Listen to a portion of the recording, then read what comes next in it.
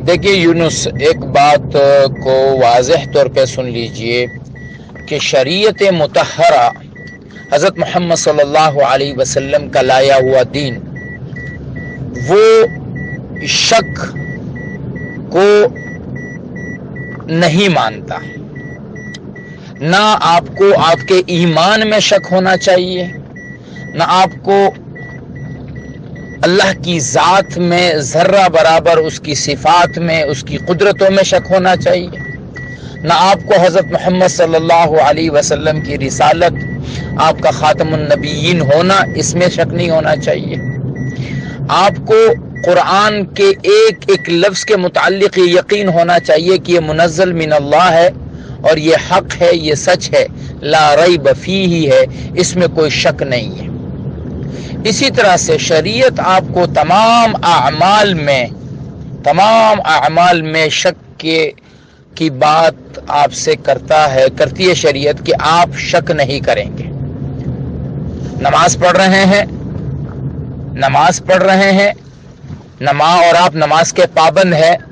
नमाज का वक्त गुजर गया, उमूमी तौर पे आप इस वक्त नमाज पढ़ लेते हैं, बाद में शक हुआ कि पढ़ी कि नहीं पढ़ी, शरीयत कहती है कि आपने नमाज पढ़ ली है, शक ना करें इसमें। वजू किया है ये बात यकीनी है, लेकिन वजू टूटा है कि नहीं टूटा इसमें शक है, तो शरीयत मुतहरा कहती है कि आपका वजू जो है वो कायम है, आप अपने वजू को टूटा हुआ ना समझें। बल्कि एक हदीस में आता है, नबी करीम सल्लल्लाहु अलैहि वसल्लम ने फरमाया कि जब तुम में से कोई आदमी नमाज में इस शक में मुब्तला हो जाए कि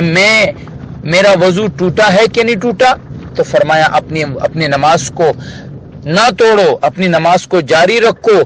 हत्ता यस्मा सौतन औ यजिदु रीहन, यहाँ तक कि आपको कोई आवाज सुनाई ना दे जो इंसान के पेट से निकलती है, या कोई बदबू महसूस ना हो, उस वक्त तक अपनी नमाज को जारी रखो, अपने वजू को टूटा हुआ ना समझो। शैतान क्या करता है, कुफ्र के बाद ईमान वाले पर सबसे ज्यादा जो एक हमला करता है वो शक का करता है।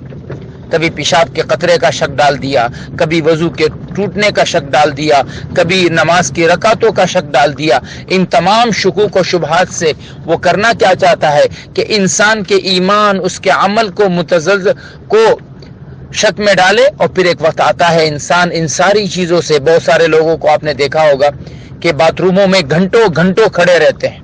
एक नमाज को कई मर्तबा पढ़ते रहते हैं, नमाज में खड़े हो जाते हैं, फिर नियत तोड़ते हैं। शैतान क्या चाहता है कि ये शक में मुब्तला रहे, और इस शक की वजह से एक वक्त आता है कि ये अपने अमल से बदजन हो जाते हैं, अमल को छोड़ देते हैं, और फिर एक वक्त आता है, मेरे नबी ने फरमाया कि इंसान को इस बात में शक होता है कि जब सब कुछ बनाने वाला अल्लाह है तो फमन खलक़ल्लाह, अल्लाह को किसने बनाया, फिर वो अल्लाह की जात में शक करने लगता है, और फिर ये शक उसे ईमान से निकाल देता है।